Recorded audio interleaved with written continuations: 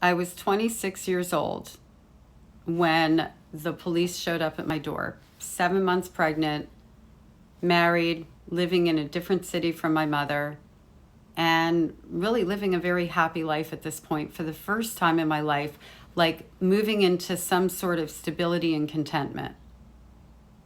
And I'm being arrested. I have children in the house. I'm calling my ex-husband. I'm melting down. I don't know what's going on.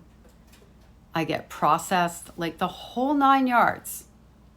How did this happen? Well, my mother called the police and said there was a warrant for my arrest for check fraud. How did that happen? When I was 17 years old, I had my first ever checking account.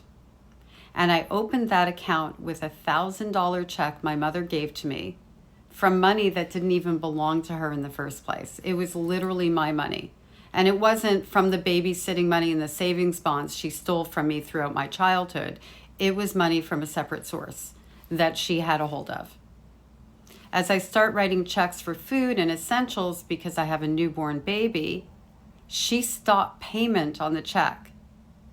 I find out about it. I go into the bank and they're like, you're going to have to honor these. And I'm like, I'm going on welfare. I don't know what to do here. Well, maybe, your mother will make good on the check. Of course she didn't. And of course she had some lame excuses. I don't like what you're using the money for, or something like that. Yeah, using it for food, that was a terrible thing to do.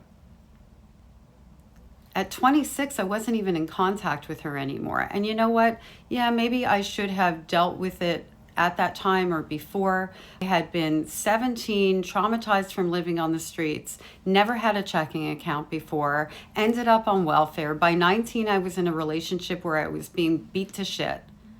And finally, I found somebody to build a life with, and I never told him about it because I was embarrassed. It went in front of a judge who said, why are you even here? This was done when you were 17 years old. This should not be a case that I'm hearing. And so I explained to him what happened, and he was actually taken aback. There were no convictions or anything like that. I did get the opportunity, and I was happy to make restitution to the one store that was still open, and went about my life with yet another validation of how completely evil my mother is and how much she really hates me.